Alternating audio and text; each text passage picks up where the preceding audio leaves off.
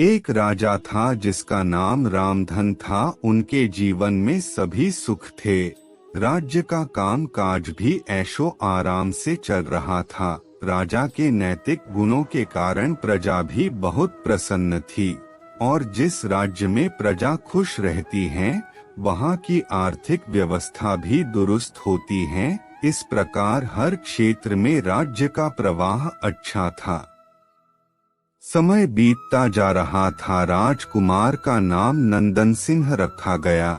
पूजा पाठ एवं इंतजार के बाद राजा को संतान प्राप्त हुई थी, इसलिए उसे बड़े लाड प्यार से रखा जाता था। लेकिन अति किसी बात की अच्छी नहीं होती। अधिक लाड ने नंदन सिंह को बहुत बिगाड़ दिया था। बचपन में तो नंदन की सभी बातें दिल को लुभाती थी, पर बड़े होते होते यही बातें बदतमीजी लगने लगती हैं। नंदन बहुत ज्यादा जिद्दी हो गया था। उसके मन में अहंकार आ गया था। वो चाहता था कि प्रजा सदैव उसकी जय जयकार करे, उसकी प्रशंसा करें। उसकी बात ना सुनने पर वो कोलाहल मचा देता था। बेचारे सैनिकों को तो वो पैर की जुती ही समझता था। आए दिन उसका प्रकोप प्रजा पर उतरने लगा था। वो खुद को भगवान के समान पूजता देखना चाहता था। आयु तो बहुत कम थी, लेकिन अहम कई गुना बढ़ चुका था। नंदन के इस व्यवहार से सभी बहुत दुखी थे। प्रजा आए दिन दरबार में नंदन की शिकायत लेकर आती थी, जिसके कारण राजा का सिर लज्जा से झुक जाता था। यह एक गंभीर विषय बन चुका था। इतने सुखों के बाद भी राजा दुखी था, क्योंकि उसकी कोई संतान नहीं थी। यह गम राजा को अंदर ही अंदर सताता रहता था। प्रजा को भी इस बात का बहुत दुख था। वर्षों के बाद राजा की यह मुराद पूरी हुई और उसे एक पुत्र की प्राप्ति हुई। पूरे नगर में कई दिनों तक जश्न मना। नागरिकों को राजमहल में दावत दी गई। राजा की इस खुशी में प्रजा भी झूम रही थी। एक दिन राजा ने सभी खास दरबारियों एवं मंत्रियों की सभा बुलवाई और उनसे अपने दिल की बात कही कि वे राजकुमार के इस व्यवहार से अत्यंत दुखी हैं। राजकुमार इस राज्य का भविष्य हैं।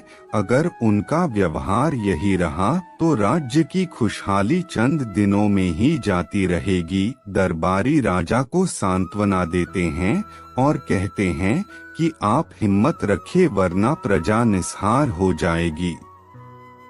मंत्री ने सुझाव दिया कि राजकुमार को एक उचित मार्गदर्शन एवं सामान्य जीवन के अनुभव की जरूरत है।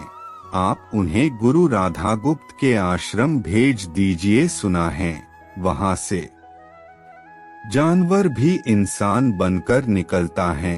यह बात राजा को पसंद आई और उसने नंदन को गुरु जी के आश्रम भेजा। अगले दिन राजा अपने पुत्र के साथ गुरु जी के आश्रम पहुँचे। राजा ने गुरु राधागुप्त के साथ अकेले में बात की और नंदन के विषय में सारी बातें कही। गुरु जी ने राजा को आश्वस्त किया कि वे जब अपने पुत्र से मिलेंगे तब उन्हें गर्व महसूस होगा। गुरु जी के ऐसे शब्द सुनकर राजा को शांति महसूस हुई और वे सहर्ष अपने पुत्र को आश्रम में छोड़कर राजमहल लौट गए। अगले दिन सुबह गुरु के खास चेले द्वारा नंदन को भिक्षा मांगकर खाने को कहा गया, जिसे सुनकर नंदन ने साफ इनकार कर दिया। चेले ने उसे कह दिया कि अगर पेट भरना है तो भिक्षा मांगनी होगी और भिक्षा का समय शाम तक ही है, अन्यथा भूखा रहना पड़ेगा। नंदन ने अपनी अकड़ में चेले की बात नहीं मानी और शाम होते होते उसे भूख लगने लगी, लेकिन उसे खाने को नहीं मिला।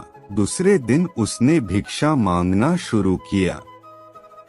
शुरुआत में उसके बोल के कारण उसे कोई भिक्षा नहीं देता था, लेकिन गुरुकुल में सभी के साथ बैठने पर उसे आधा पेट भोजन मिल जाता था। धीरे धीरे उसे मीठे बोल का महत्व समझ आने लगा और करीब 1 महीने बाद नंदन को भरपेट भोजन मिला, जिसके बाद उसके व्यवहार में बहुत से परिवर्तन आए।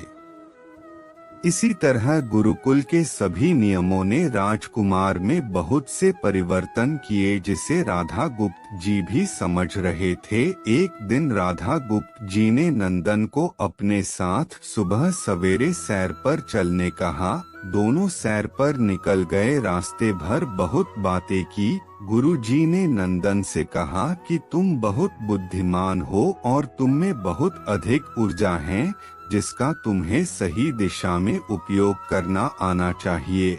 दोनों चलते चलते एक सुंदर बाग में पहुंच गए, जहां बहुत सुंदर सुंदर फूल थे, जिनसे बाग महक रहा था।